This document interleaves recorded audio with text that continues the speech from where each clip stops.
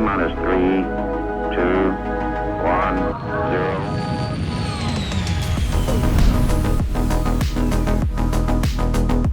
Hello, friends. Welcome to another episode of the Launch Sequence Podcast.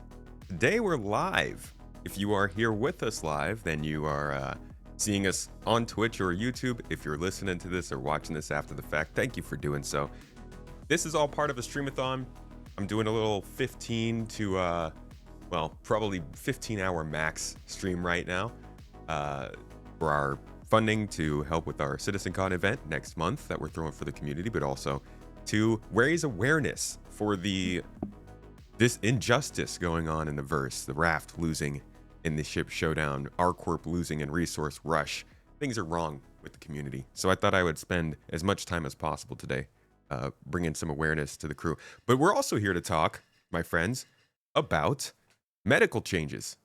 Big old changes coming to Star Citizen, it seems, in the next update, as well as CitizenCon, which is slowly rolling towards us. And I know you've got a whole bunch of hype to share about that. So are these medical changes that are coming in to justify the Apollo release? Are they going to make sense for the game right now?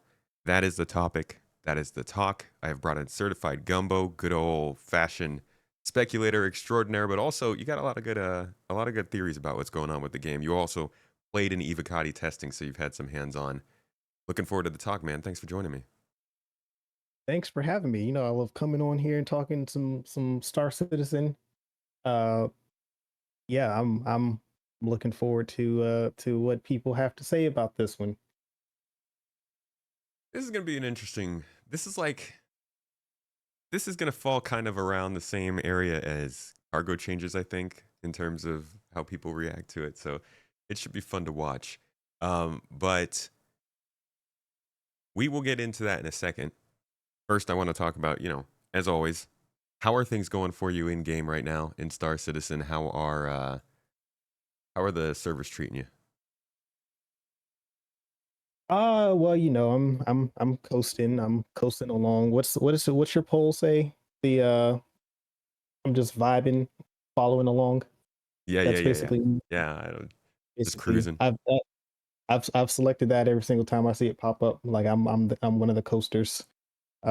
It's I don't know. The content is cool, but it feels a bit, I guess, temporary, short-sighted, kind of like holdover content. It's something to pass the time. I'm looking forward to more of the us getting back onto the feature and content updates than I am for like just purely content, because I think that there's a lot more feature work to be done before Star Citizen can become like a fun like daily driver.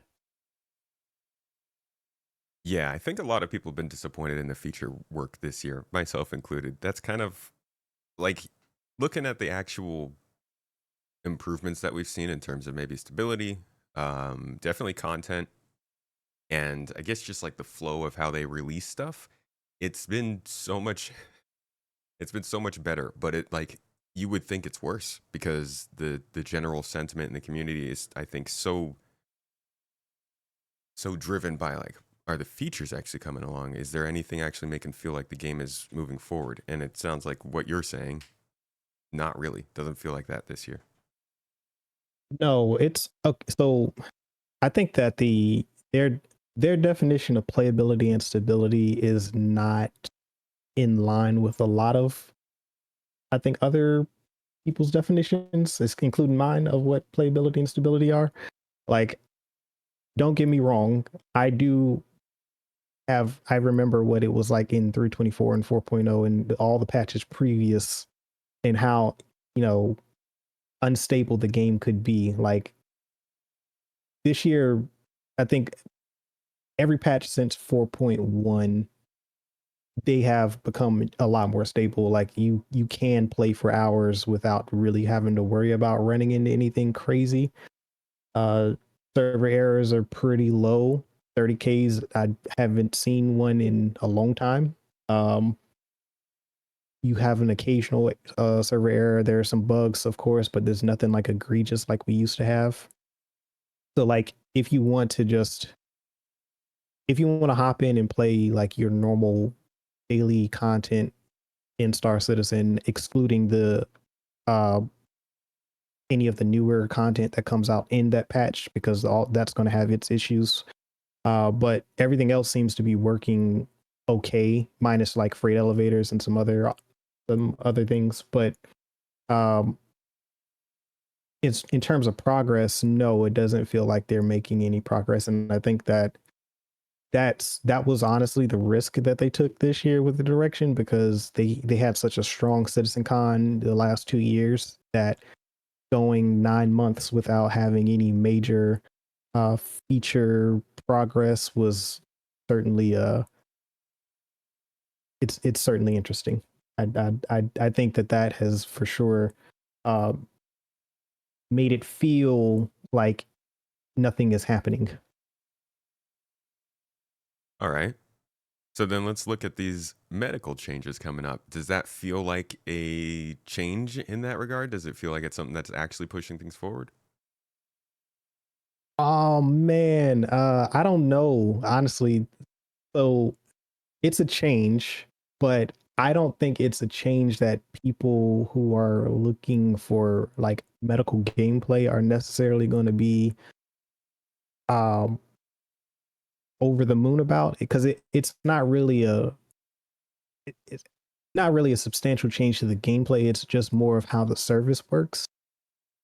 Um, like for instance, when in the course of testing, uh, yes, so every single medical bed on a ship or a vehicle now has a limited number of respawns based on the medical gel that you can purchase at medical stations. They Yeah. do once they're delivered, all the beds have like 100% charge or whatever. But the well, okay, let me start from the top. So it's 100K, obviously for the med gel, which you can buy at any clinic or hospital in the verse. Those are the only locations right now that sell it. So that's going to be an interesting thing for people to reconcile with, because that's quite a, a pricey item. Um, the the tier thing is kind of weird, and it takes some time to get used to. It's basically how it works. So like I've got a tier 2 bed and a tier 3 bed in I have a Polaris, so I tested the Polaris and I tested the Nursa, which has one tier 3. When you purchase one of the med gels, it goes into the uh medical console that's in each of the ships. There's like a little drawer that opens, and then there's two slots. Um, on the tier 3 Nursa bed, you only get a 100K charge, which it takes 100K of charge to respawn at a bed. So each time you use a respawn on a Nursa or any other tier 3 bed, it depletes the thing, and you have to go and buy another one, or you can stock up on them before you go out. But So it's basically 100K per. it's basically 100,000 credits per respawn after you've run out of your. That's only if you want to respawn in a. Only only if you want to respawn in a tier 3 bed. Okay. Well, or If you any tier bed, right? If it's just one of yours. Nope. So in a tier 2 bed, the charge is 200K. So like you get more usage out of one med gel unit. You get two respawns out of one med gel unit on a tier 2. And I can't confirm on a tier 3 what the charge, but it's someone said that it was also two respawns for tier 1. So 100,000 credits per charge Mhm. is the cost, is what you're saying, right? And Yep. each charge has 100,000 Medigel units. Is that the Yeah, right? I'll say units. Yeah. Yeah, let's say 100,000 units Let's per. say goop units, GUs. No, no, I'm sorry. That is not correct. That's not correct. It depends on the tier of the bed, how much charge you get. So on a tier 3 bed, you get 100,000 units. On a per tier charge 2 bed, you get 200,000 units. in the storage. But a In the standard storage charge, of it the sounds like bed. it's 100,000 Yeah, units, the price, goop yeah, units. the price of the unit is universal. It's $100,000, and it goes on all tier 1 through 3 medical beds. Right. So Mm. basically, let's say hypothetically, you've got a vehicle with a tier 2 bed, and you've got 4 people on board. Mhm. And you guys are running some like adventures, doing some expeditions, all that kind of stuff. You go out, one person dies, they need to use one of the respawns. That is 100,000 goop unit charge, right? So you lose half of the storage in that bed as a tier 2 bed because it Yes, for one holds respawn. 200,000 units, right? So Yeah. at that point, then you're starting to think, okay, we need to start to consider how we're treating our lives because either A, we didn't prepare very well and we don't have any more respawns here. And if somebody does die, they'll have to respawn all the way back at home and then we have to figure out the transportation. Or B, we have more units that we brought in storage. Kind of one of those things that you just sort of pick up in stock as you're leaving. Correct. Yes. So for storage, it's actually like 6,080 micro SCU. So you can get like 8 to 12 in a light backpack, depending on the backpack storage capacity. So you could stock up on quite a bit of these. The only caveat is that it only each bed that you have can only hold one at a time. So you're going to have to put those extra ones in storage, just like you said. And it is a per bed basis. So if your ship or vehicle has multiple med beds, then you have to charge each one of those med beds. And when you set your spawn, so like let's say on the Polaris, for example, you've got 4 tier 2s, right? That's 400,000 credits worth of med gel Goop per units. bed, goop units. And if let's say there's 2 respawns happen on right, one of those beds, let's say it's one of the beds, right? That one's going to be depleted. The next time you respawn, if you don't refill that bed, the person or people will respawn in whatever bed has the availability to respawn. Right. It feels like it should go back to whatever. I heard there's maybe a glitch right now where you go back to your home location instead of like the last one you chose, but it should definitely be the last one you chose, right? I'm not sure. I didn't get to test that, but yes, if you don't have enough med goo, then you will uh, be sent back to your home location. I never set my spawn to another location. I set my Okay. spawn to the Nursa and or to the Polaris when I was testing. I never, went to like a station. But I think isn't that how it operates anyway? Like if you are out of range of, like, let's say your Nursa and you had to set your spawn there, doesn't it in game send you all the way back to your home location if you respawn? I thought that's how it worked in live anyway. I figured it would go back to like the space station or city that you last set to. So, yeah, okay. So it's like you get I'm one not. place there you can reset it, and then if not that, then home. Ah, Yeah. You basically get one.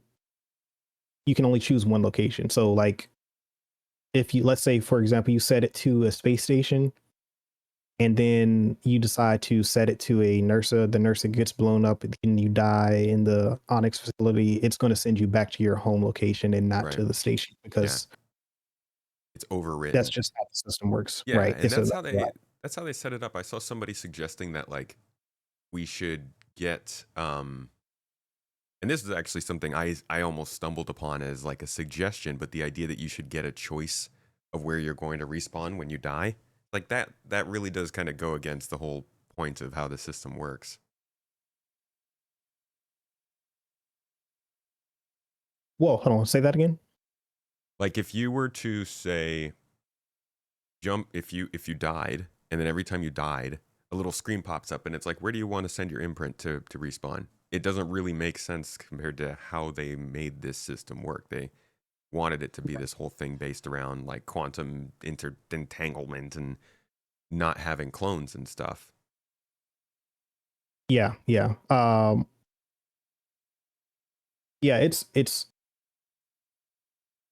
again, it works how it works now in live. It's just the only difference is now you have a financial burden, to Yeah, say the least, when yeah, it comes to respawning. yeah. And Um, in the weird, so and they haven't changed how the um on distances work, so that's still how it is in live. Like your tier 3 bed has a, I forgot, I think it's like 5 kilometers, and then tier 2 is like 10, and then tier 1 is like 15 or something like that. I'm remembering correctly. That's still in place. That hasn't changed.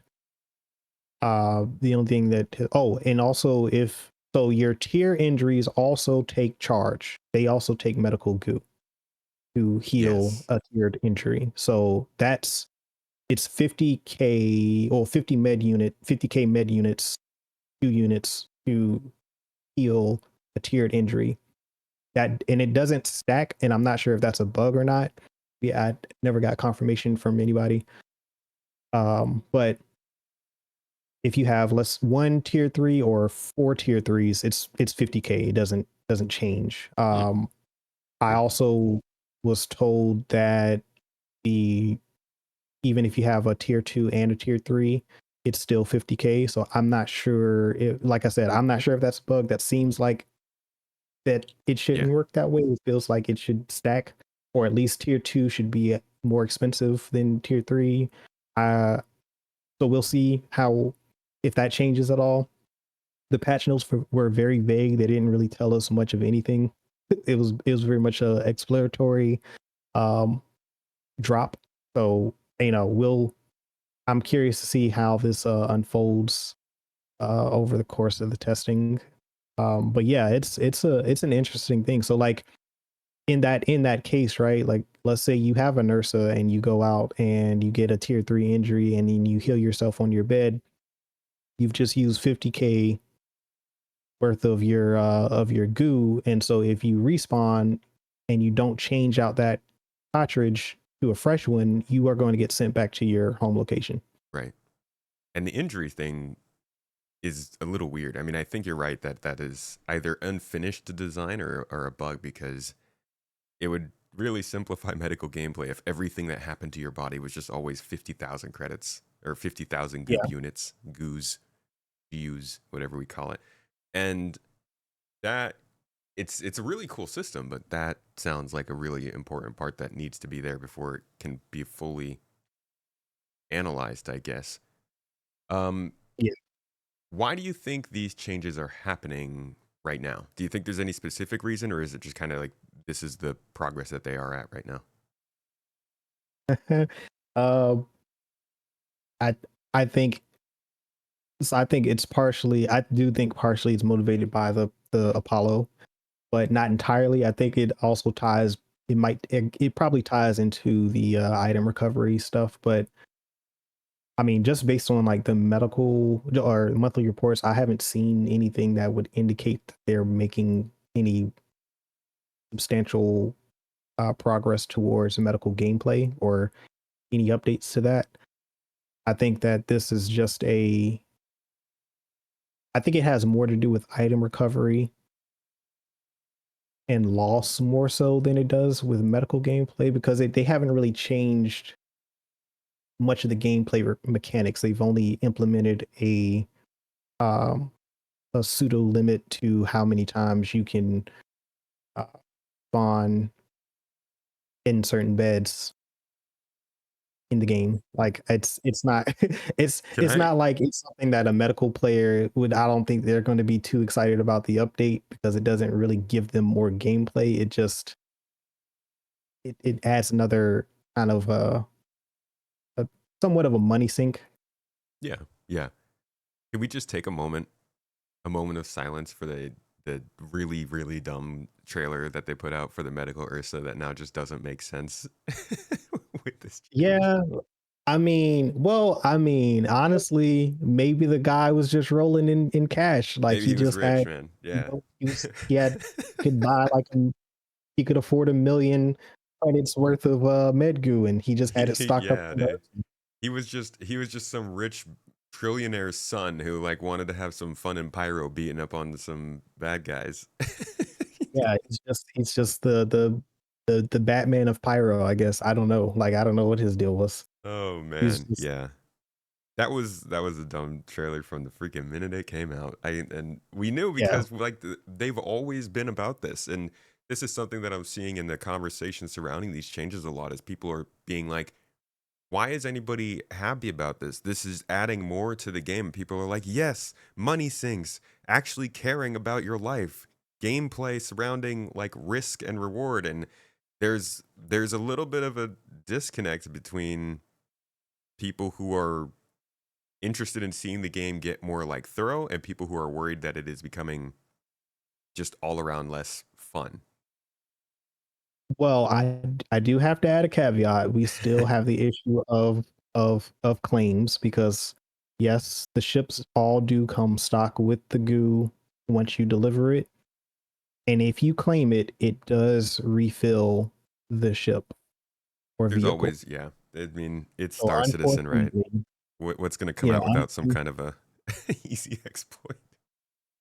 and unfortunately, it's still there's still an exploit there where you technically don't have to pay for these things. Like it is, if you use it one time, just understand that you're not going to be able to do it again until you either buy more goo or you claim the ship if you want to be that type of person. Now, do you Um, think that's something that might be fixed by live though? I doubt it. No. You think they're I just mean, I it'll would love always to be, refill? but I think it operates the same way as like missiles and torpedoes do. Hmm. That's something that they like, and that's why I don't think that this is a them working towards medical gameplay, because if they were, this would not be the way they would have gone about it. Like I think that it's clearly an exploit. Like I personally feel like it- the ships should not come stock with it. Like you should have to purchase it, and then that would eliminate the issue with of claims. And maybe they can do that. Maybe they can, because it's not something that you can equip from the VMA.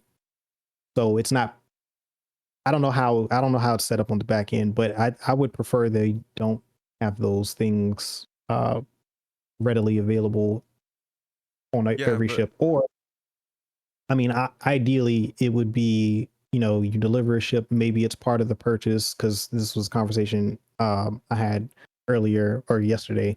Uh, you purchase the goo is part of the purchase of the ship. So when you get the ship, it comes with it. But once you use it or once you claim it, it does not refill. I would much prefer that system. I think that's the better alternative for it to not come back per claim. yeah, I think that sounds like it makes sense. You don't buy a new car and It- expect it to not come with wiper fluid, right? And medical goop is right? like But, the yeah, same hey, quality but as wiper fluid. They're like the same thing, you know? if if you buy a brand new car, it doesn't come full of gas. So there's enough in there for you to get to a gas station, and then you fill it up, and then like that's Okay, so a I new a new spaceship then comes with just enough goop to like heal your broken arm. You can't yeah. quite respawn. We'll give you enough just in case you fall and Hey, can't get up. maybe uh, maybe a new ship only comes with enough hydrogen and quantum fuel to get you to the grain station, to the Sounds like LTL Hurston. station. That sounds like So Hurston, yeah. man. Now they're like, hey, you don't even get your own ship. Just take one of our cargo transports up there. Don't worry that there's already cargo in the back and you're running a free job for us. Just take it. You know what? That might be an American car company thing. Maybe we shouldn't speak on. I think maybe that's just how they do it here in America. Like Europeans or Asian or anyone else, they may have higher standards for how they treat their customers, but here in Yeah. America, no. So Uh, there is a bit of an exploit there, but I do feel yeah, like all of this is part of the same group of stuff going on, right? From item recovery to these medical changes to um, insurance kind of stuff that they're starting to talk about. Like it's all leading in that same direction of we want you to value the things that you have and you're working with. Does it feel like that's is that a noticeable concerted effort? Am I being a little conspiracy theorist here? Do you think that they're making a real effort to make the game matter more right now? Yeah, I that's not a stretch to say. I mean, they obviously have to build towards 1.0. They've made that clear as of last year. Like they clearly have an outline and a plan for what they want to have in 1.0. And I guess if that article that uh that what was it the French article with Benoit and Chris, Yeah. that's if that's to be believed, then yeah, clearly they're working towards it. Like they would have to be, because that's, you know, we won't get into that. But it would be nice to have, I like I said earlier, I think that it was motivated by the development of the Apollo, Hmm. but it is also a necessary thing that they have to do. Like I think item recovery and the Apollo, I think there's a couple things that are wrapped up in this initiative to get this. Maybe even crafting is a part of this, or they like, some like, I think there's a lot of factors that could have played into why this is happening right now. But I think honestly, this coming in the same patch with the Apollo, it's kind of hard not to, call, you know, it's weird. The timing is odd, just like with the medical change with the During the NERSA. NERSA, yeah, like I mean, it's so on the like, nose come now, on, guys. like, But like, all that's what right, we that's the thing is like I would have been we kind of poke fun at them for that, but I would have been so disappointed if there wasn't something going on with medical as the Apollo comes out, right? Like, what's the point of the Apollo if it's not going to be in some way more beneficial than, say, a Cutlass Red? yeah, like, I mean, there's obviously, you do want to substantiate the ship, and it does, because the Apollo has all three tiers of medical facilities, Yeah. and let's be honest, it's cheaper than a Idris. So, like, I mean, I'm not mad at it. This is not as egregious as, in my opinion, as the change that came with the NERSA. Like that was Yeah, that's weird. that was just like, they literally just created an exploit, and it was whatever. But hey, um if they intended for all bits to have respawns, I'm not opposed to it. Like,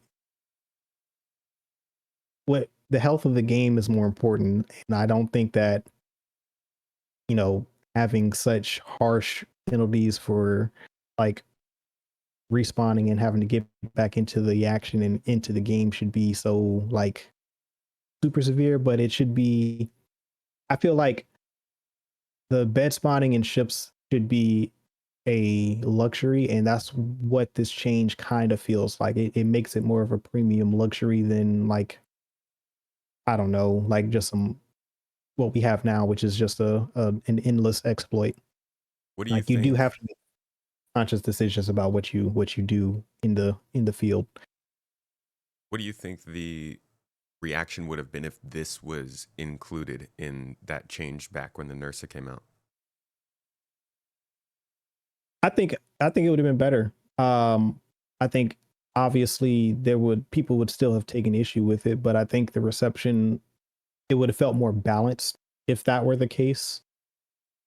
Um, but then, you know what? I don't know, because had they made the changes to the economy and the mission payouts at that time, or were they still low? Because I remember, like, They were still low. I think we were still on like the 5 or 10K entry level mission Yeah. payout. That would have 100,000 would have been. I mean, Well, that would have yeah, been the cost could ridiculous. have been That would have different. been I crazy. just mean the idea of the resources being added, because that would have taken a lot of the bite out of. Oh well, this NERSA is now a mobile respawn wherever we go. Changes it to okay. Well, now this NERSA might be a little bit of a money sink if you want to use it that way.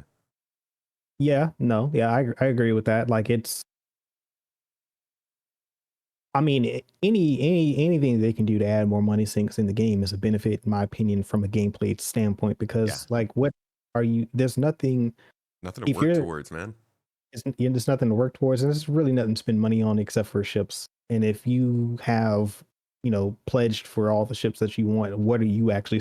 What are you spending money on in the Yeah, and game? Really, you're getting more outside of ships so like, that you can what, make money faster? right? And what are you spending that money on? Like like it's Now it's the goop. there's so much input of there's so many ways that you can make money in this game that it's ridiculous because it's not enough things that require you to spend money. Um, like yes, there are things in the game that are very expensive, but you're not required to purchase them. Like there's not much that you're required to spend money on that is like an absolute uh money sink. And this can be that because I mean it's just a luxury. Like it's the med the station and hospital inventories are still, or not inventories, but beds are free. Like you can respond there as many times as you want to. Like it's not Yeah. like you need to have an a nursa or any other med bed ship. That's a convenience. So if you want a convenience, you have to pay for it. Like I don't see the problem with this. That's the whole point. It's Like, just it's a and logical that's thing. Like you pay for convenience. Like I'm sorry, like you have to.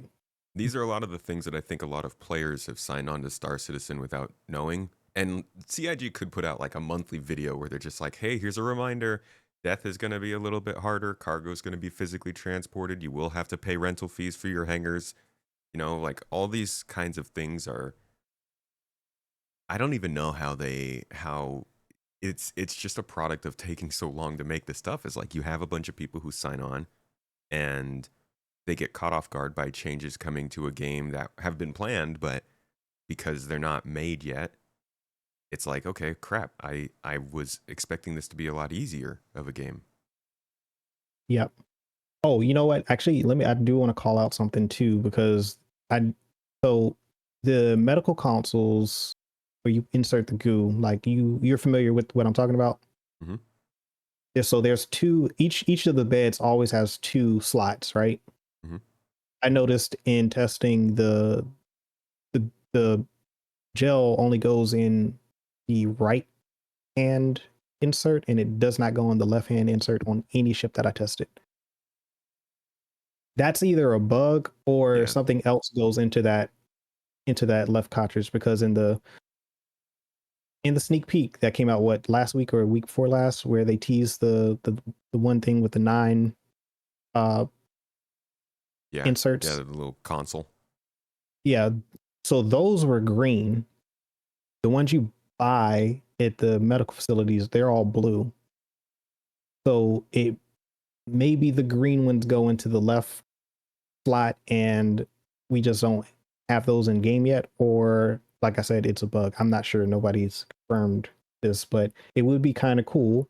And why I bring it up, because maybe the green ones are just for healing. So if, let's say, your blue is purely for regen and then your green are for healing, you can use your green to heal your injuries, and that has its own like charge and requirements, right? And then you have your blues for respawns. Yeah. I wouldn't be Like opposed to that. the idea of regeneration doesn't just include coming back to life. Regeneration also means like limbs and stuff like that. So maybe it's a separate resource meant for that too. That would be cool. That would be Yeah. interesting. That Because definitely makes it up.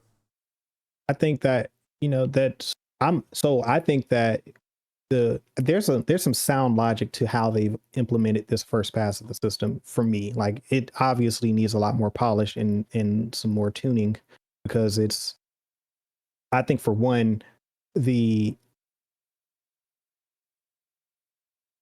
the idea that the regen gel and the healing gel is the same is kind of like weird, especially if like it's gonna take 50k or 50k charges to heal an injury. Why not have a separate resource for that that also costs, like, let's say it's just half the price. Like you get a 100k charge of healing for a tier 3 bed, at 50K, that if I'm out in a nurse and I have my injuries, like I can just use that. I would much rather, you know, keep my respawn gel, and then my healing, just kind of like the med gun, right? Like those refills, like if you have a separate refill for healing, like I think that adds another layer of depth to the system, like which we definitely need, because you know, that just makes that makes more of, I think, valid gameplay for someone who wants to pursue a uh medical career in the game. And then there's also the aspect of, if let's say you have a capital ship, you kind of do need someone at least tending those medical beds, because if you have an Idris or a Polaris or a Carrick, and you've got multiple people in, like, let's say you're doing an org event and you've got like a bunch of people setting their spawn to your Polaris, you've only got 4 beds. Someone's got to maintain it, especially if you're in combat. Somebody's got to maintain those beds, because otherwise people are just going to respawn back at their home Yeah. location. So someone's got to stay on board in the medical area, making sure that there's enough gel in all 4 beds so that nobody's accidentally sent back to their home location. Yeah. That And that aspect is really, I think that's really cool. that is at its that's incredibly scalable. I mean, just with this one change, you can kind of see how medical gameplay could be a thing, because you got to keep the people who are staying by the beds, keeping them recharged. And you think, okay, well, what's going to happen when you're not literally placing the things into the wall, right? You're just standing there looking around. But this is then giving them a hole where they can actually build, I don't want to call it a mini game, but something that is interactive that needs to be done to heal higher tier, or I guess lower tier injuries. So even if you're not replacing the Medigel in the beds, a player could still be, again, these are not using accurate words, but like operating on another player or an NPC or whoever is in the medical bed. If there's something you have to do, like if we ever get past the whole point gun press button to heal injury and we get towards like you actually need to interact in some way, I could see that, and maintaining these gel, the goop soup in the beds being the main part of the gameplay. Yeah, yeah.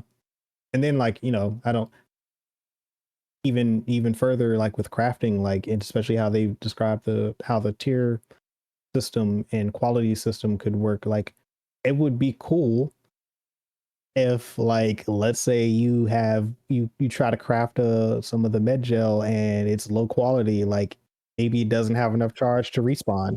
I'm back That without would an be arm. really cool. No, I'm saying, like, okay, so like what if, like, it's not high enough quality, so you only have like 70K worth of charge on that Mm-hmm, mm-hmm. in a tier, you wouldn't be able to respawn with that. I Yeah, think that's a very cool gameplay mechanic, that because could be then you have really to cool. prioritize like the quality, that makes quality of the crafted goods important. And then maybe you could, at the higher end, a tier 3 could potentially get up to like maybe 150K per charge, or per unit, instead of just the 100K. Like maybe you could make it a little bit more efficient with higher quality material. You That you craft the highest tier goop.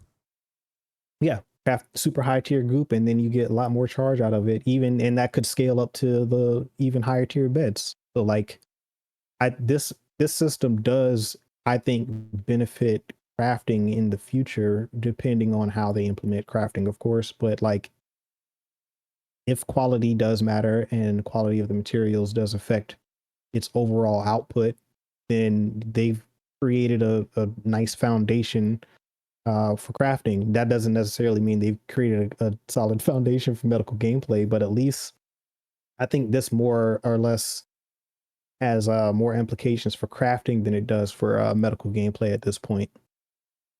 Yeah, I mean, it's definitely scalable, and throwing in resources into this stuff really opens the possibilities.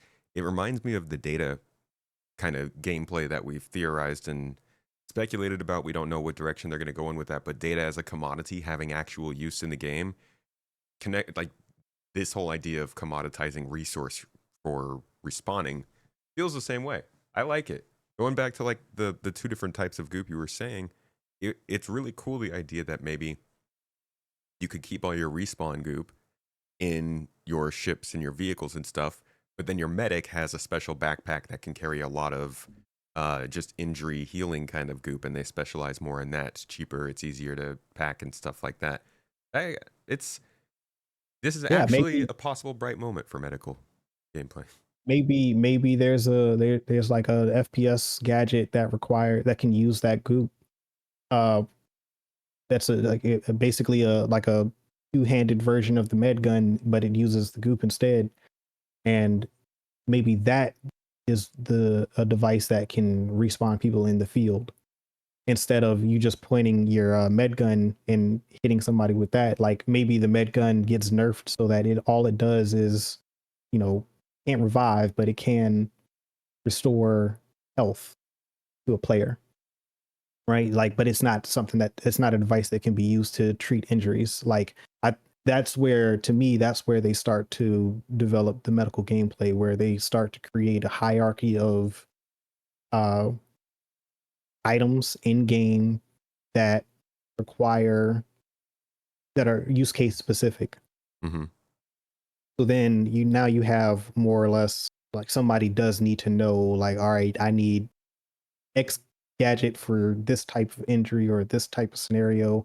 Like, okay, well, I can stabilize someone. Like if they're bleeding out, I can use the med gun to stabilize them, but they're going to need to get to a bed in order to do any treatments. Like that would be medical.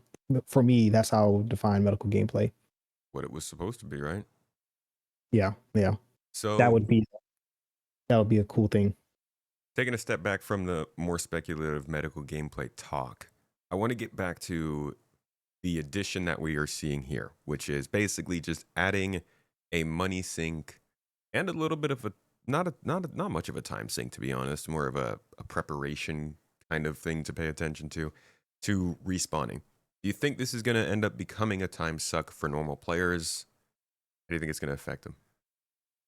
It doesn't really change much as far as like the timing and prep of like most of the time, well, I guess it adds a location to have to go to when you're going out, if especially if you're planning, if you use a ship with a medical bed on a regular basis in your day-to-day activities.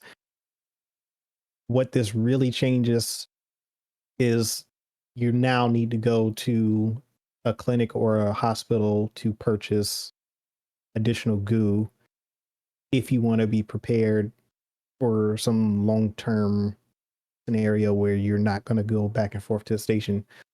But that's about, at time sync wise, the only thing that really changes, and I wouldn't say that that's a significant change. But I think for the average player, like, like I don't really use the medical. I don't use ship spawning all too often. Honestly, I still go to the LEO station or to an L1 station and set my spawn there. Usually an L1 station because there's always less traffic and it's easier to get.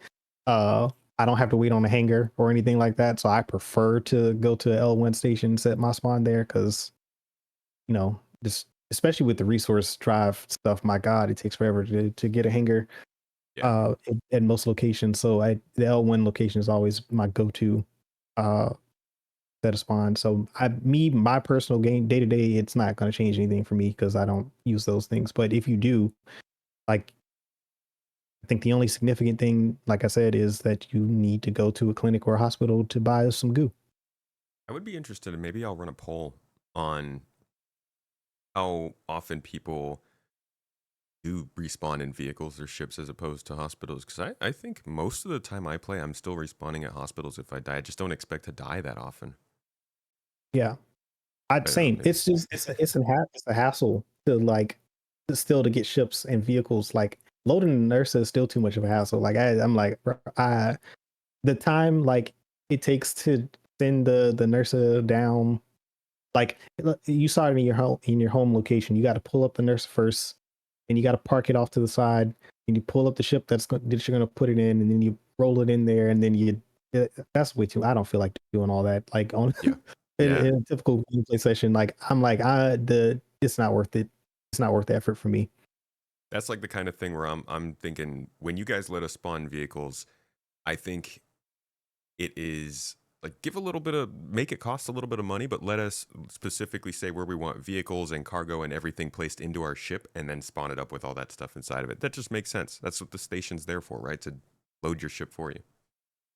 Yeah, yeah, I agree. Like, I mean, and honestly, it's just even if we had that ability, like I don't think that there's unless you just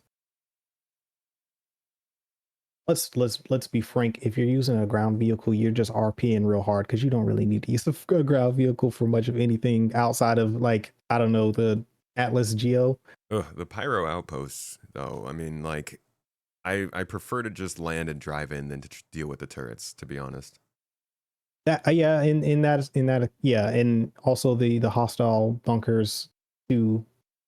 We need more of that kind I of stuff. there's certain scenarios, but those are very limited. Like, how often are you going to do those in the grand in a play session? For me, not that much, but like that's just me speaking. Like I'm much more uh ship combat focused more so than anything. Like I'll run patrol missions and or the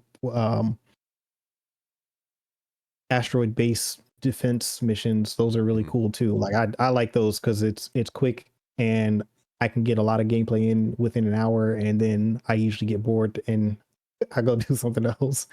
Just because I did resource drive. That was a lot for me. Oof. That was rough. Um, Yeah, I didn't even finish my first faction. yeah, that was I took a break. I think uh between I think I got to tier 2 before the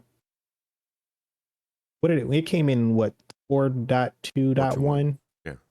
Yeah, so I got to tier 1 or 2, and then like the freight elevators were just ridiculous. So I was like, well, once they made the announcement that they're going to extend it and that they're have fixes coming down the pipeline for it in Ford 3, I was like, all right, well, I'll just wait for that and I'll finish it out, which is what I did.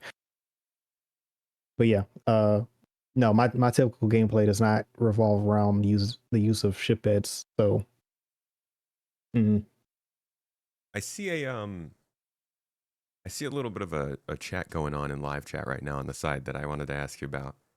In Mass yeah. Effect, one of the things you would find a lot in inventories was Omnigel.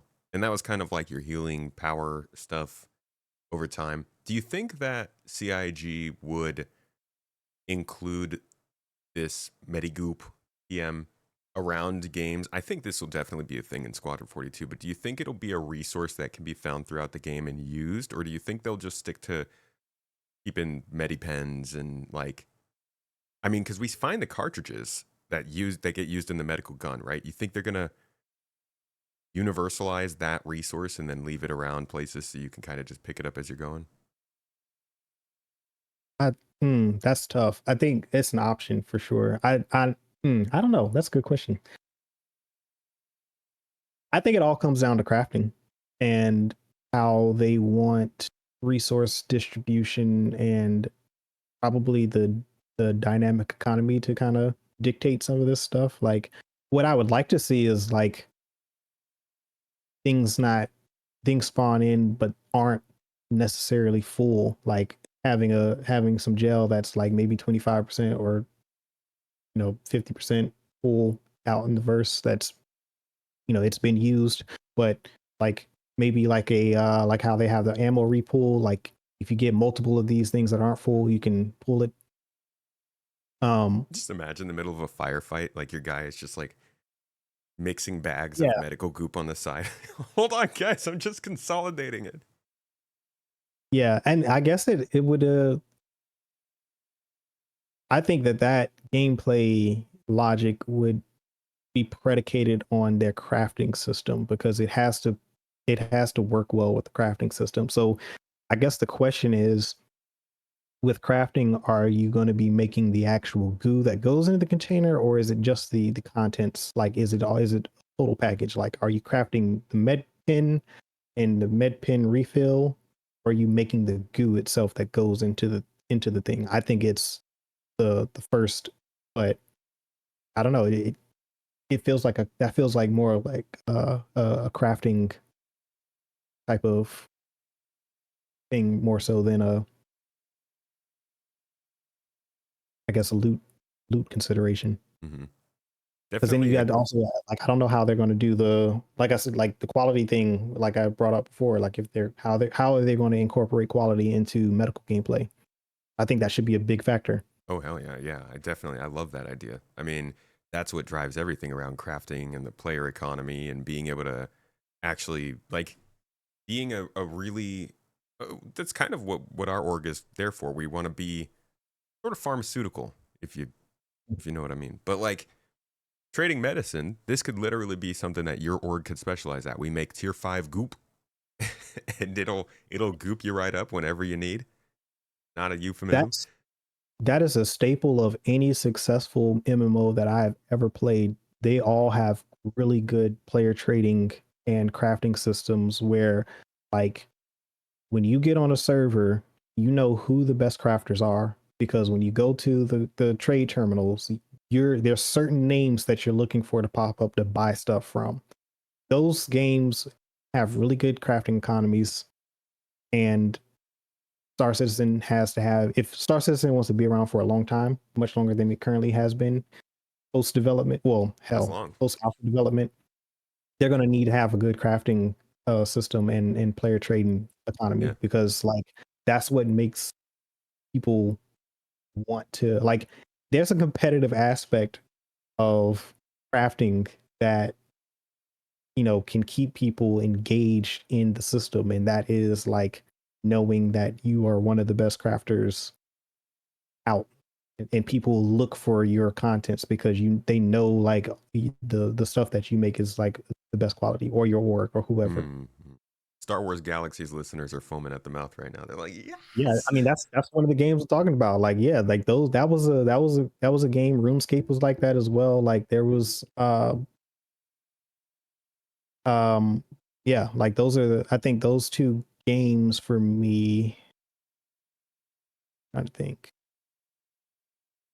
Yeah, of the MMOs that I've played, I think those two have had the best, those were the best crafting economies that I remember. I mean, I hope they hit that. I know when they started to introduce their ideas for crafting and blueprints and stuff, people were saying, okay, this sounds a little bit more like SWG, and that excites people. I have Yeah, another I mean, question. Oh, go ahead. the sandbox is everything for an MMO. Like for longevity, like the narrative content, which is why I think this year feels a little odd because, like, me just coming, I've played a lot of MMOs. Narrative content in MMOs does not sustain an MMO. Like that, it's just not it's not a long term thing that is sustainable for any MMO. Like the only thing that's really sustainable for an MMO to be successful um is crafting and a really good economy, like those, because that's the sandbox. That's what gets people to go out and play in the world, because you need to do certain things. You're looking for certain items, certain weapons. They have value. Those things can also be damaged and destroyed over time, which keeps, a cyclical nature to crafting, because things always need to be created, because things can be damaged and they can be destroyed beyond repair, and once you lose a thing, they're going to be looking for it because it's good. Yeah. Yeah. And if I mean, the narrative content is a good draw, but you're right. Like the resource, the hunt for resources, that's even what I keep thinking is going to power exploration. Is like you find the best stuff because that's what the best crafters need. Because the best Mhm. crafters are getting paid by the best people who are doing whatever it is they do, and you develop some level of money flow through that. Yeah, like narrative content is great for new players. Like it's good for people who, and that's not to say that it can't be enjoyed by all. Like everyone can enjoy narrative content because it's good. If it's good narrative content, it's good narrative content. Like games that have good stories are good. But if that's all you have, then what happens is people will only play when you drop new content. And then once they play through that content, they go away because there's nothing really else for them to do. Like if the sandbox isn't as compelling as your narrative, you're not going to have sustainable. Uh, you're not going to retain players between patches, right? Like that. You've played A Destiny little bit, 1? yeah. Yeah. Like Destiny 1, in my opinion, was better than Destiny 2 because like the narrative was really strong, but also the all of the world and sandbox content within that game was strong too. Like there were reasons to go do raids, and there were reasons to come back every, like, I think it was Thursday or Friday, because their rare item vendor would show up. So Hmm. like you would grind all week in raids and all that stuff in dungeons and things, trying to get like the credits that he traded for, so that when that vendor, I think it was when he showed up, you would just go to him and you would buy the thing, and you'd see his, kind of like Wicklow. Like imagine if Wicklow only showed up like once a week. If only That would be people like, no, liked think about Wicklow it. that much.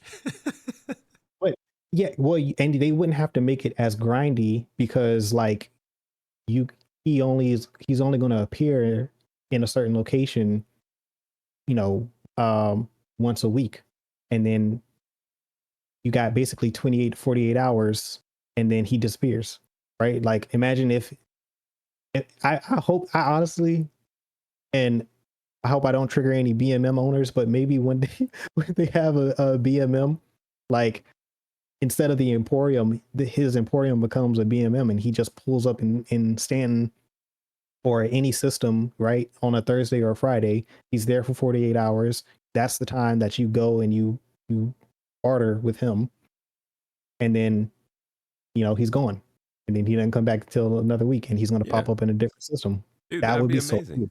That'd be incredible. Can I read you something here from CIG's own roadmap real quick? Sure, sure. Little task they were working on.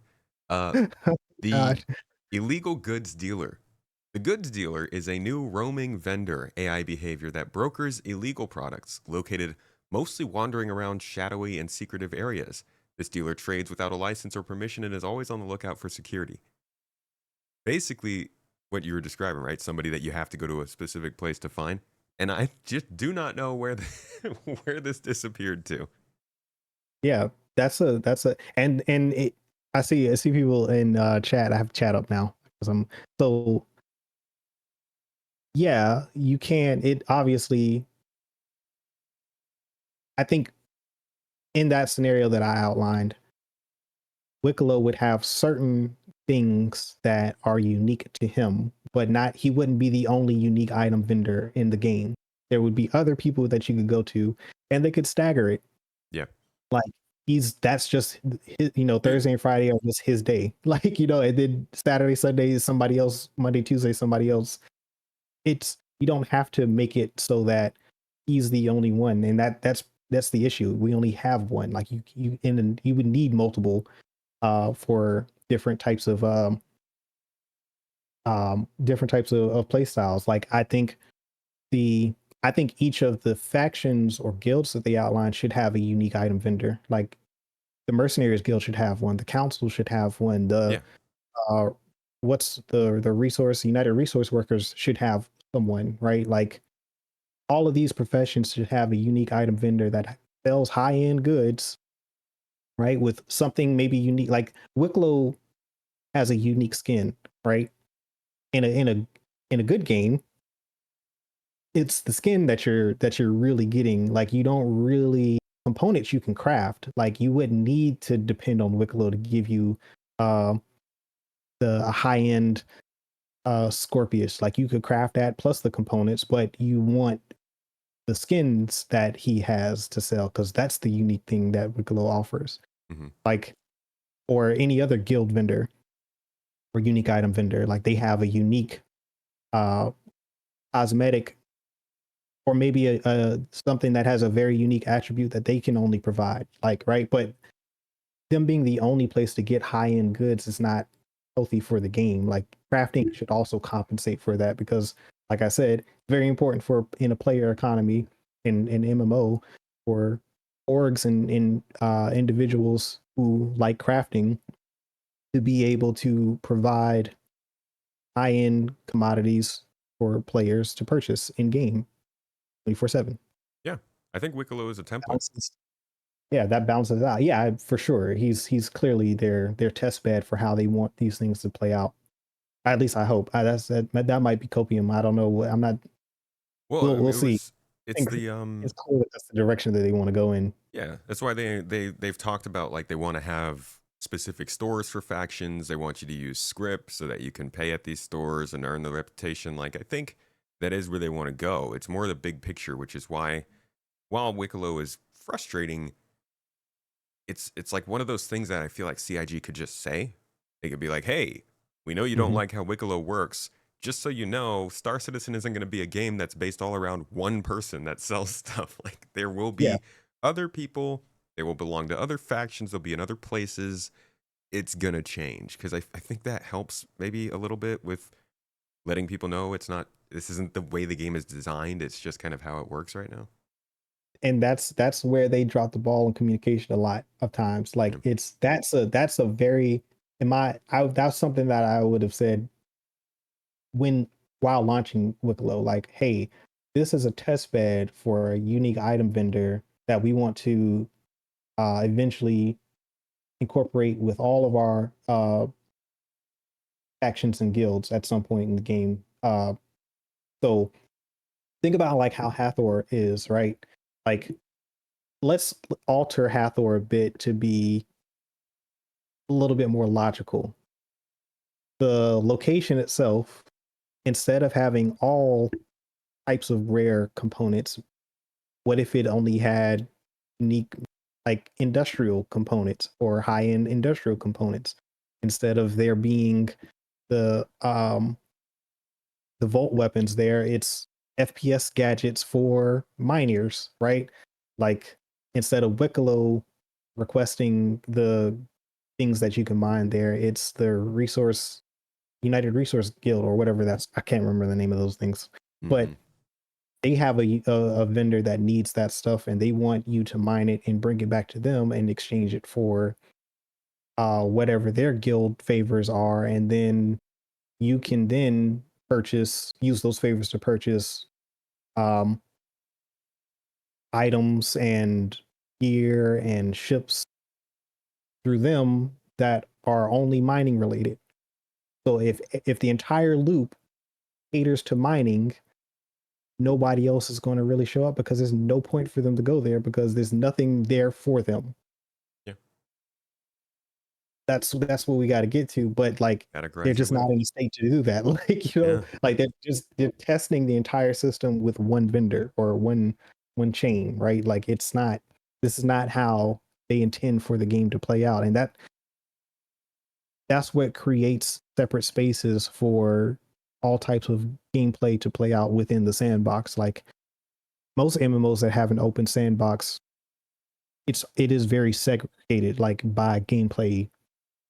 Sure, areas where there's crossover, but typically, like if you're doing like PvE combat, you're doing it in an area that is, let's say, aligned with, if you let's say it's you're doing something for like Crusader or ArcCorp, right?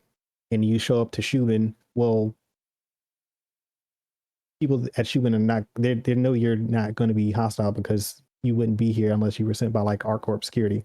Like, yeah, exactly. you Yeah, know what I'm saying? it's So got it's to like, be. That's why I like that as a geographical delineation of gameplay rather than just like cutting off servers for different types of gameplay. I think yeah, if they can do it the right way, it feels better that way.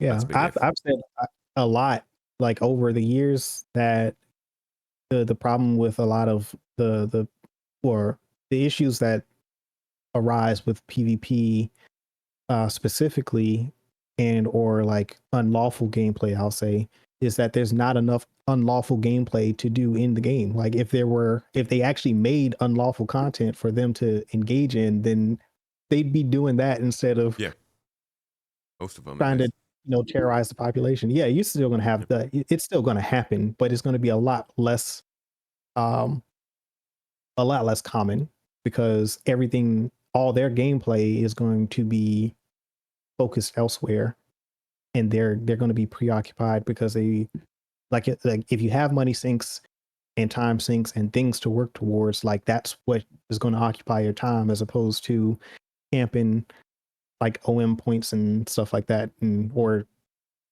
just hanging out around locations because you're honestly just wasting time. Like if you know that if you're looking for action and you know that there's a place to go to do that, then that's where you're going to go because Yep. a lot of people don't have time to waste time. Exactly. All right, let's get back to the medical questions. I got a couple more, and then we're going to finish up on some CitizenCon talk. I wanted to ask you if so this is being taken a certain way right now. It's most players who are interested in Star Citizen still don't know about it. This is very new information, mostly just on Evo and the people who are obsessively on social media and looking at Star Citizen stuff. The rest of the player base, I'm curious how you think people are going to take it once it hits live, in the next few months as people discover this is a thing. But then also, how do you think people are going to take it when the game's actually finished? 1.0, we'll say. Like when everything else works along with it. Oh, okay. So part one is the live release of this patch. What's Yes. people's initial reaction going to be? Um, it's going to be very mixed. I think that there are going to be a lot of people who are vehemently opposed to the idea of having to spend money on these gels. And then there are going to be a lot of people who are going to welcome this change. And I think that over the course of the patch, people will realize like it's not as significant a change as it may seem at face value, because all it's really doing is creating um it's creating a choice, a decision to make when you take out these medical ships. Like, what do you really want to spend money respawning? Like, how valuable is respawning in a bed for you in a given activity? Like, if you respawn a lot, like maybe it will make you reconsider how you approach playing the game so that you don't respawn as often. Yeah. Like Get good, bro. like yeah, maybe you just avoid certain types of gameplay scenarios or be less reckless What do you mean, like falling because through the floor? actually, I have to avoid that well, now? see, that's now there's an issue, obviously, right? But see, at the same time, it's like, okay, well then just set your spawn to the medical facility, to a station, or keep it at the home location. Because I mean, SC is going to kill you for sure. If it's not worth, like, maybe in the short term, the bed spawns just happen less, and I don't know if that's a good or a bad thing. Because to me, I think right now what we have is a system that is exploitable. Like you can respawn indefinitely in a medical ship. You don't lose any items or gear. Like you can just literally. I mean, the Nursa is pretty much invincible at a bunker location if you're doing bunker missions, because there's none of the NPCs have weapons that can do damage to the Nursa, even if Right. they spawn outside the facility. So it's like, you basically are living out the guy in Pyro's life. Like everybody is that guy if they want to be. So I'm I think it'll take some people time to adjust to it, but I don't think it's a difficult thing to adjust to.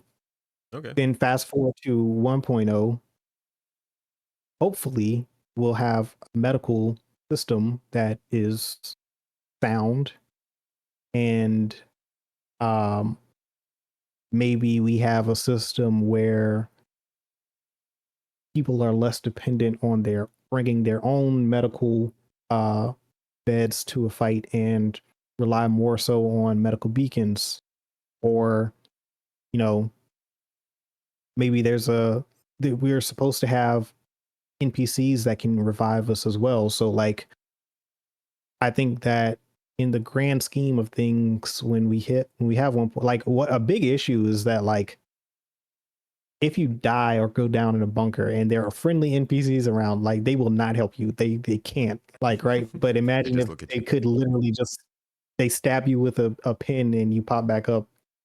Like that fixes a lot of the issues with the game more so than, you know, having a respawn, because like in that scenario, you're gonna most people are just gonna backspace because one, you can't trust the medical beacon system because there's no reputation uh guide you in who's coming to rescue you, and like, or vice versa, if this beacon is a legitimate rescue or somebody just trying to ambush you. So like that's more important in my opinion than them changing the medical stuff. Like it's the other features that go around it that we need. Social and org tools, like that's honestly, social and org tools would be a more substantial change to the game than anything that they could do as far as medical gameplay can go Yeah. in the short term. Like Social tools would be amazing. literally being able to have your reputation with certain factions, like you have high rep with ArtCorp, I have high rep with Microtech. We show up green to each other because those organizations are friendly. That that takes away so much. Like it's a threat assessment, right? That the game should provide for us. Like I don't need to know whether or not you are what your intentions are or whether or not you're hostile. Like the game literally lets me know, like, hey, I don't have to wait for someone to shoot at me first to determine if they're hostile or not, because it will the game itself will show me that. You know, stuff like that I think is more substantial than I think paying for medical gel. And then also too with the 1.0, more than likely you'll be able to craft this stuff. If they make it easier and cheaper to craft it, you're just, you know, a little bit more of a time burden. I think most people will spend time crafting their med gel and med gear than they will paying for it. I'll So be I'll be interested in seeing if there's going to be any way for people to craft on the go. They've never shown that, or really they haven't hinted at that being a thing. But like, if this is the kind of thing that you can just take two things in your inventory and craft right there on the spot, that makes it really easy too. yeah, I mean, I think that I think this would be, especially in a survival like scenario, this would be a game where this would be a thing that would be fairly simple to craft or fairly straightforward, not take too much, you know, time and effort. Uh, but see, that would, I think that also comes to what we were saying earlier about like medical gear and medical gadgets and them having more tiers of it for certain situations. Like I think that there should be field gear that you can craft that will Hmm. um, be useful in certain situations. Like I know they talked about being able to self revive. Like I'm not opposed to that if there's a specific device that allows for you to do that, not necessarily like, Yeah, like you something you know, have to any have on your just, suit. yeah, like something that you need, some an item or some equipment that can res you but not heal you. Like it's kind of like a stimulant. If you're in a down state, you can grab it and stab yourself and you get an adrenaline rush and you can get to safety or like shoot your way out or whatever you have to do. Then you get to somewhere where you can heal or treat your injuries. That But it should be staged. You know, yeah, like there should be stages. Like I don't think that any triage should be about like kind of sort of patching you up and making sure you don't die in the field. And then it's kind of like Arma, right? Like in Arma, you a downed player can be um healed, right? But your injuries need to be treated, and you can either have a field medic that has all the equipment that they need to treat you out in the field, or you can be medevaced in a helicopter to your fob so that you can be treated properly there, then sit back in the field. I think that's what most medical players want, is something like that, where I've got, just like how someone who's geared up for FPS combat, like you need as much gear and equipment for medical triage. this all feeds back into. I know they're saying this isn't the introduction of Death of a Spaceman, anything like that. I think death of a spaceman as a term has been very very beeline focused on one specific effect, but I think I consider this part of Death of a Spaceman, which is essentially just adding value to death. We are not going to die that much in this game. That's the whole point. Is like most of the time in this game when you take damage, you're getting downed.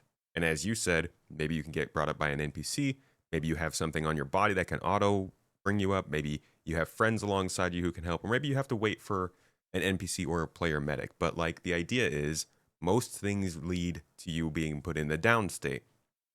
Your ship gets disabled, you're supposed to get rescued rather than blow up. You're like most things won't actually kill you. And so now they're starting to make it so that that's kind of in our heads. Death is not a super common thing.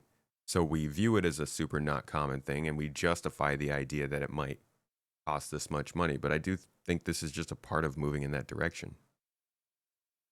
Yeah, and then it's honestly like if you want to look at it from a narrative standpoint and from a gameplay, it's what, the 30th century. Like what is, how do you define death? Like how far advanced is medical in the 30th century? Like because what we define as clinically dead in 2025 may not be the same definition in the 30th century. Like you could literally, like if CIG wanted to, they could explore the concept of death and expand it so that, like you say,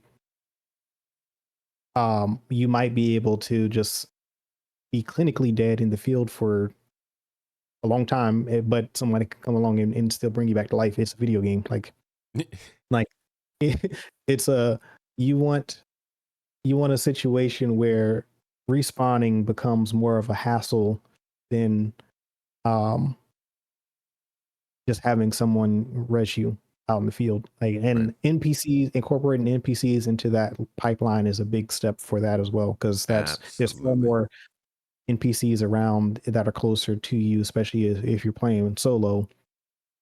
Like that's an easier thing. Like if you pop a med beacon and then there's an NPC 5 feet away from you, they see that and go, "Oh, he needs help," and just reses you. Like Yeah. people would much rather do that than respawn if that were an option and that were reliable. Yeah. If you're out in the far reaches of a system and you pop a beacon and there's no players around and to accept it, I would say like in 30 seconds of it not getting accepted, an NPC should get assigned to the job, and whether they're in the same room as you or like on the other side of the planet, they should be the ones to come and get you quickly. So there's just Yeah. always a ceiling on the amount of time that it might take for you to get up. Agreed. And we got real drop ships reintroduced into this patch. Like there should be a, like Medical dropship. that's a stage for a medical dropship, like Yeah. some point where when you pop that medical beacon, nobody responds within a certain, let's say 60 seconds of it going out, and a medical dropship shows up with a strike team and they secure the area, they bring you back to life, and then they GTFO. Yeah. All right, man. Thank you for the overview on medical changes. Let's talk about a little bit about not Star Citizen. I mean, we're talking about Star Citizen. Let's talk about CitizenCon, Oh boy. expectations, and just a sort of a quick roundup of what could possibly happen. Let's kick it off with the most exciting. About a month away. They've been pretty quiet so far. Um, the show itself is digital.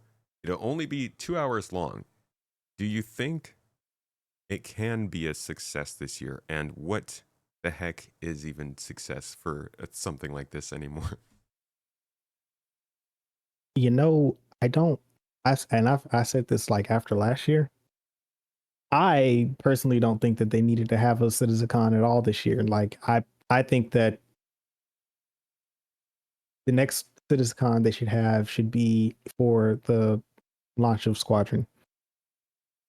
So if that's next year, which is what they seem to be still targeting, then um next October would be when, if it were me, that would have been the time to have a CitizenCon. I would much rather have ISCs and SCLs updating us on their progress towards 1.0 throughout the year and or the next patch, as opposed to seeing more things that are probably a year or two away. Like I don't, me personally, I'm not all that interested in seeing what's still too far out to be in testing. Like I think that they did a really good job, and I'm not saying that like the citizen cons are like bad or anything, but I just personally feel that 2023 and 2024, those citizen cons were so good that it gave all of us a much clearer picture in terms of what 1.0 is supposed to look like. Hell, we even have a 1.0 roadmap. So, like, what else? What else are you going to add to? Like, are we going to be talking about features that they hadn't talked about? Um, are they giving updates? If they are giving updates, then are these updates things that couldn't have been in an ISE or an SEL as they're closer to release? Like, So I don't know. if they had to give like a big progress report on the 1.0 progress, let's say there's, I don't know, it's CIG, so they love to create some new show and call it something different for this specific update that they would give.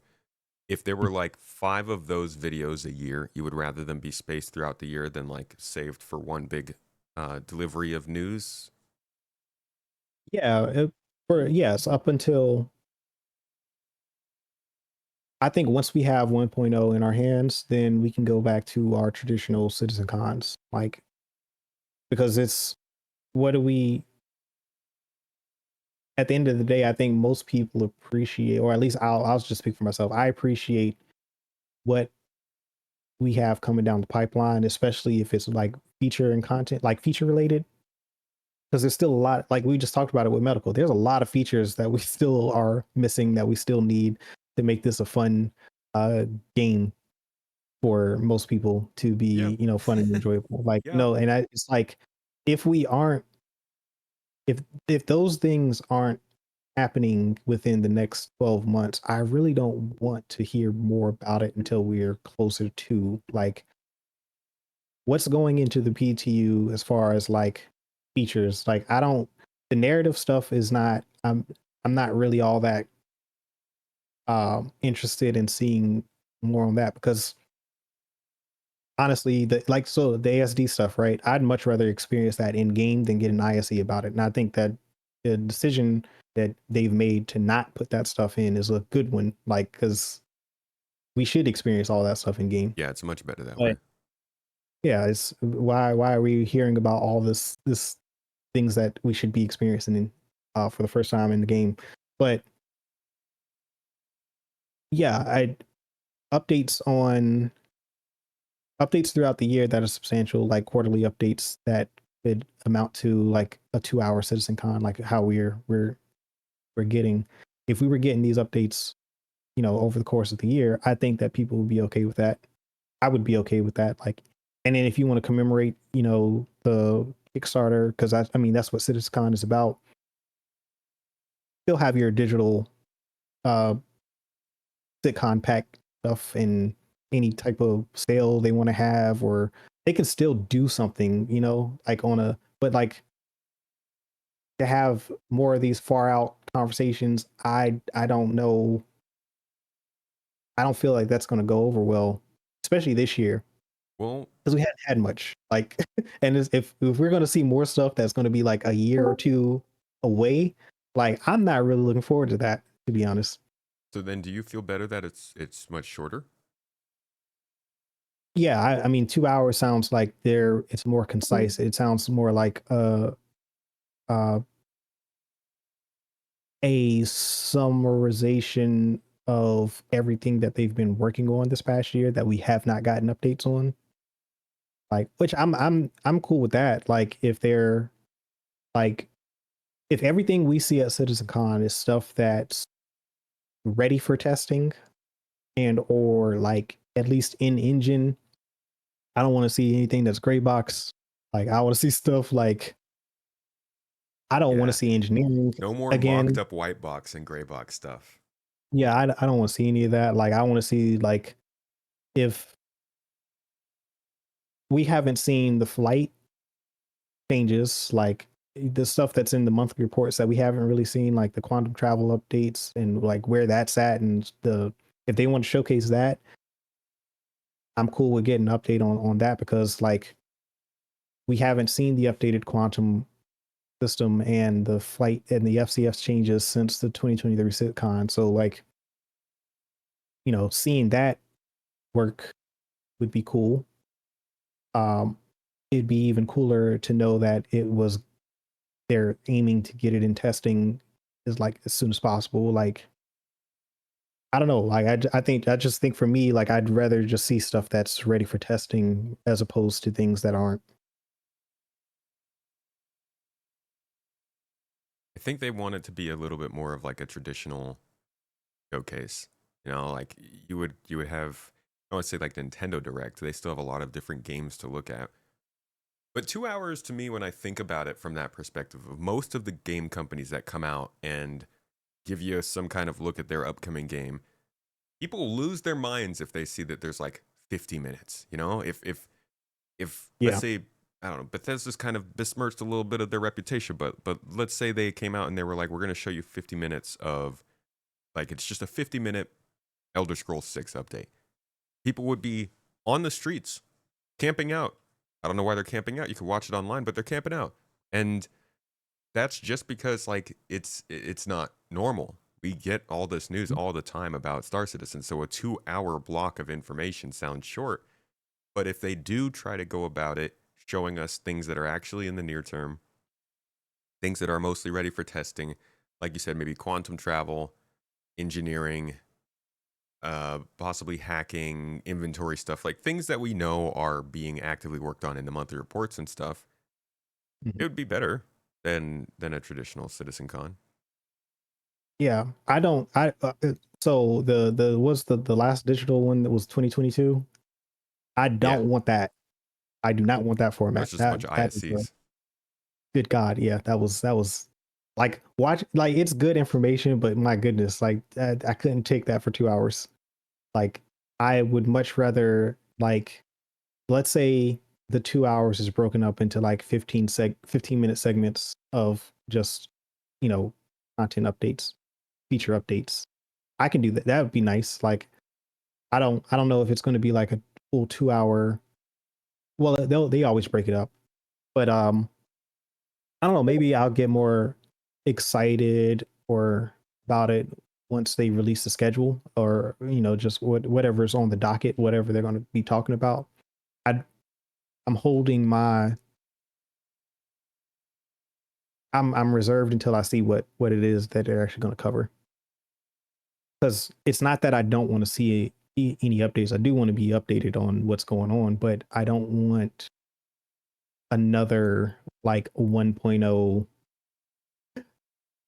type of thing. Like, I don't really like what was the Rich Tire panel at the end of last year's CitizenCon. I don't want to see. I don't need another one of those. Yeah, we Like, got that. I don't need them. Yeah. So to me, it's okay. Now that we focused on stability for a year, like, what how are we going about implementing our 1.0 plan? Yeah, I think that's the most important thing. Spend an hour on that, spend an hour on short-term upcoming stuff. So I do you think they're going to show anything that players will actually see in game this year? That's my hope. Honestly, I think that would be a win for them, given how this year has gone, and we haven't seen much new stuff outside of, I, yeah, we got new content, sure, but like, we have a game still to make, and I want, like,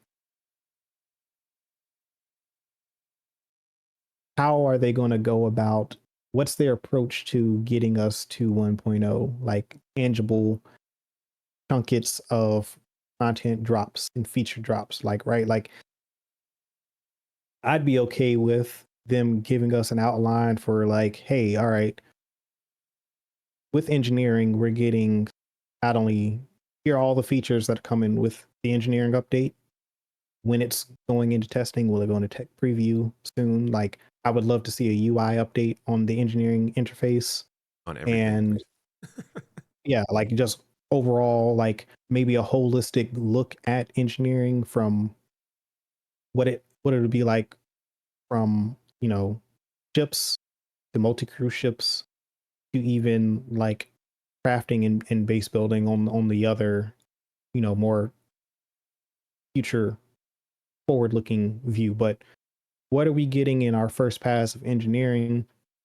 How does it play out? What's the UI look like? What's the, you know, how significant of a change is this from what we're currently experiencing on the flight side? Like, what are the flight changes? How is FCS incorporated into how is this going to change how flight works? Um, we're moving away from master modes.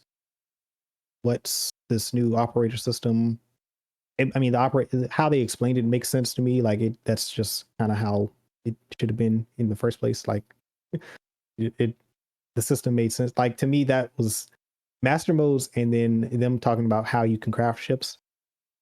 To me, that was just an example of how they were so siloed that those two systems should have been worked on together and not separate, because the master mode system and crafting are complete, like they don't work together.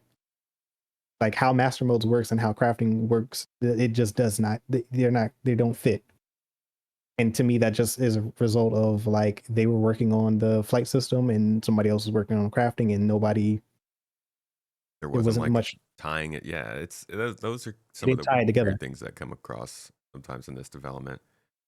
But Yeah. those are the things that get Operator missed. operator system makes sense because you're just swapping between you set up your each operator page for certain functions. You set your power allocations accordingly, But like that, and then that's the speed crazy is a thing. whole separate thing. That just makes Operator sense. operator mode's been there the whole time. It made They and it introduced him with the missile operator mode. Why wasn't that? Yeah, I don't know. it made no sense. It just didn't make sense. Like to separate I get what they were doing, but like no, that was not the logically. If I have a scanning operator mode, a missile operator mode, um mining operator mode, like whatever. However, you can add as many operator modes as you want to, like your power allocation and with engineering and resource network. These functions require a um, certain amount of power, and you determine how much power you're going to allocate towards certain things. Like that's a logical system that I think is easy for people to understand and wouldn't require much in the way of explaining. It's a learning curve, but it there's a logic to it that I think most people can digest. Yeah, I think So so too.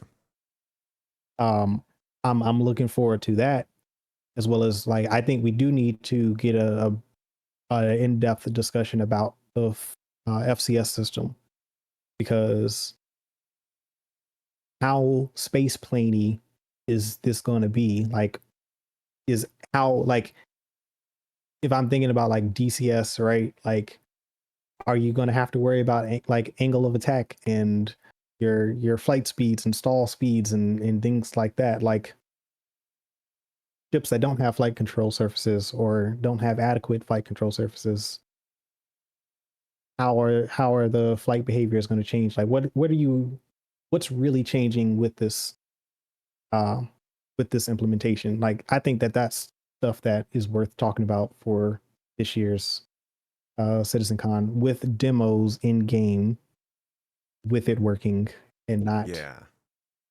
So there was a take in chat that I kind of agree with. Um, they have a much larger stage now to advertise on, while CitizenCon was generally meant for backers.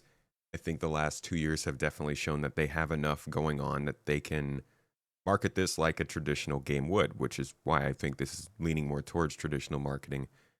They can put out like they could spend an hour, not even. They could spend an hour and 15 minutes on updates for the community, Squadron 42, what's going on with 1.0 Journey, and then they can put like a good amount of time, 45 minutes, into a solid demo in the latest build they have, offline probably, so that it runs smoothly, showing new quantum travel, jumping into the Nix system, doing a mission, like all the kind of stuff that we expect to see hopefully in the next year, which is something that they generally did. They've never really done great at gameplay demos because they've always featured stuff that's too far out. I think they have the chance to do one that is realistic, but I also think that they're suckers for hype, and they can go too far and show a demo that nobody believes, that everybody thinks isn't going to happen, that they can't achieve in the next year. And that kind of worries me. But I do think that a lot of what they probably realize they can do with CitizenCon now is get the word out there about this stuff. Like, you get some of these big names to react to some of this stuff, and a lot more people are getting their minds changed. Yeah, no, I'd agree with that. Like, this is honestly, it's a great opportunity for them to re-engage a lot of the content creators that have kind of fallen off, like, and not haven't been creating content for SE and kind of waiting for it to, like, you if they I think if people can see things that feel tangible, that are updates that they can kind of talk about and look forward to seeing in the game soon. Like, I hope that with CitizenCon, when we're still a month out, so there's a lot that can happen, because I mean we got 4.3.1 to test leading up to CitizenCon. We're not going to get another patch until after. So I hope that there's a lot of things that will be discussed at CitizenCon that are coming in the next patch that people can be very excited for, and people can be excited to test, because I think a lot of these things do require a lot of bodies to be thrown at it so that we can see a lot of these issues. And I think a big feature update oriented tech preview or patch would be exciting for a lot of players to come back and to try out too. Like, I think that that's a I think this year would be a good year for them to try and uh get more engagement from people who have kind of sort of stepped away just to wait for things to kind of flesh out.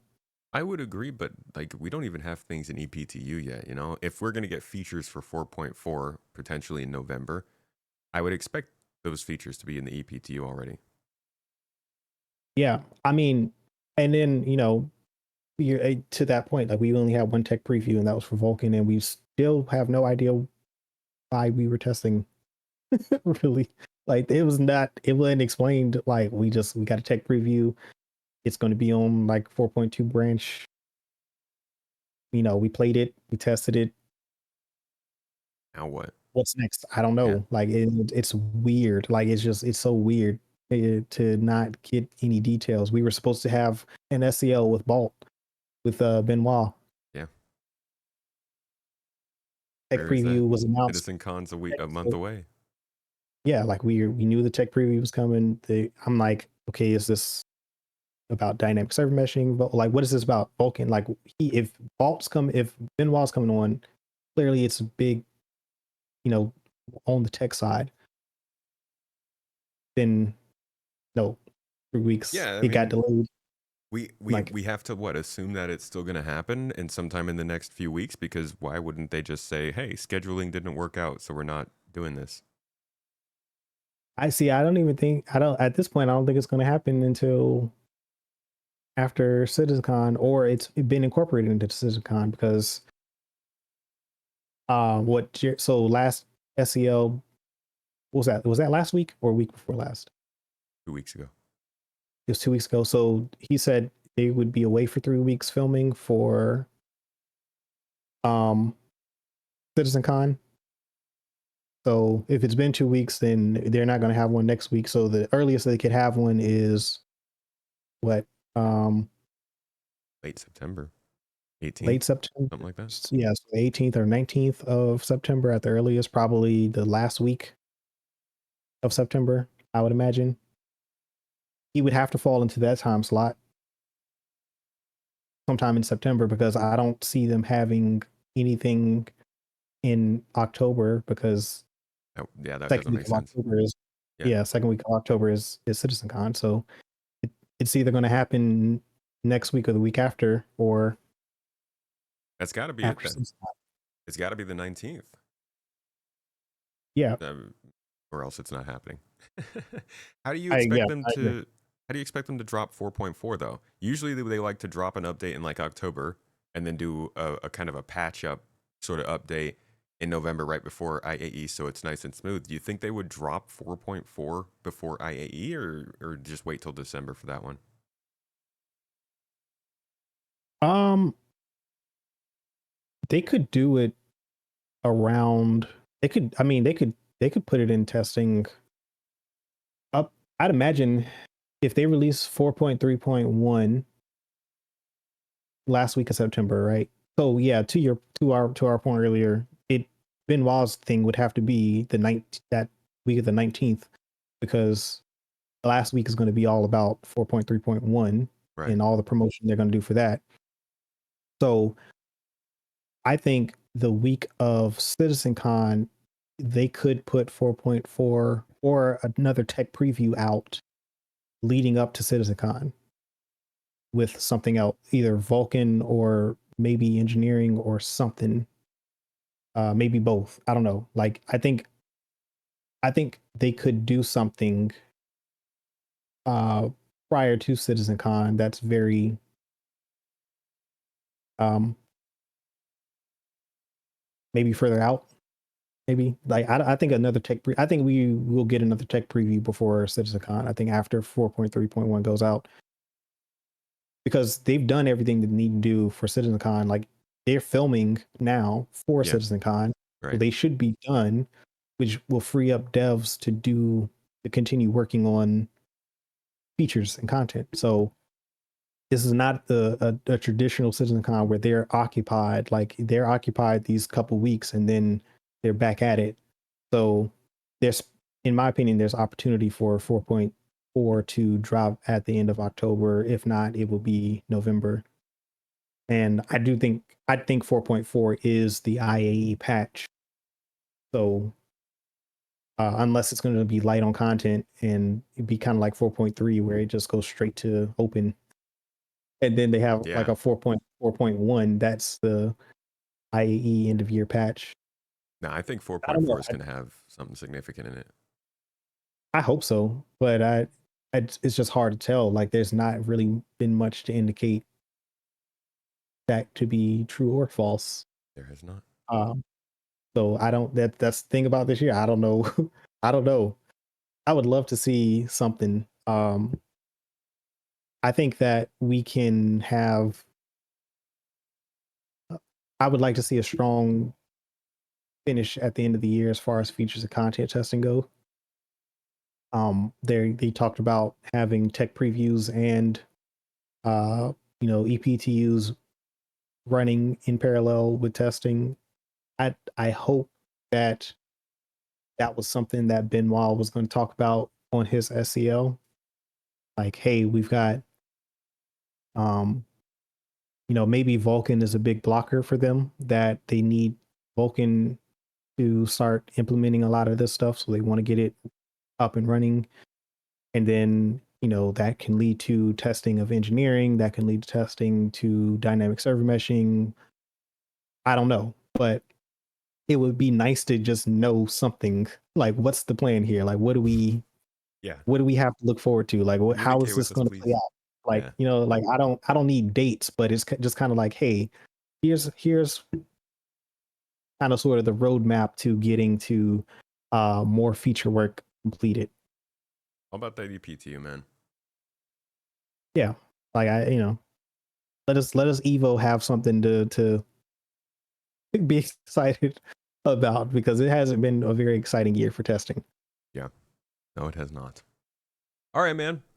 That about wraps up our talk. Medical gameplay changes and CitizenCon expectations. Oh boy, what a chat. Hope you guys enjoyed this. If you are here live over on YouTube or Twitch, thanks for being here. Consider maybe subscribing if you guys want to see more of this stuff live. And if you're listening after the fact, whether you're on Spotify or an Apple or wherever it might be, feel free to leave a little review, share the pod, and tune back in next week. Certified Gumbo, thank you so much for joining me, man. You want to let folks know where they might find more of your knowledge on the internet? Yeah, thank you as always, for having me on. I always enjoyed coming here and talking about Star Citizen. I don't have much in the way of content on the way the Star Citizen related on Certified Gumbo, but YouTube is at Certified Gumbo.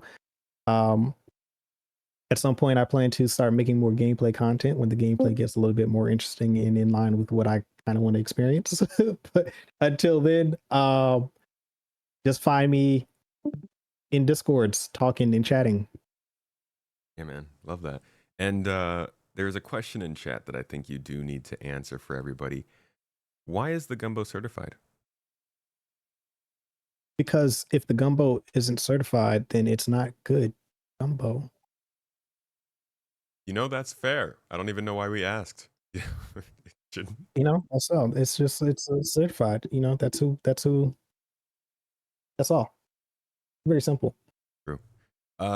Thank you so much for joining me. I appreciate you. Appreciate the content that you put out and the chats that we have about this game. It's always good times, man. And for all of you who are here live, you're here for the streamathon. As you can see, we got an hour and a half left on the timer, but there's bound to be plenty of time added once we get off of here. So stick around if you are part of that group. We will be going for the rest of the day, playing the game, chatting about this kind of stuff. We're going to talk about the medical changes ourselves, all kinds of fun. I will be hopping off here for just a minute or so. You guys don't have to go anywhere. This whole screen will still be up. You'll be good. We'll be right back to a normal stream right after that. So make sure to stick around. I'll see y'all in a couple minutes. Thank you so much again for hanging out for the Launch Sequence podcast. Hope you enjoyed it. I'll see y'all in the next one.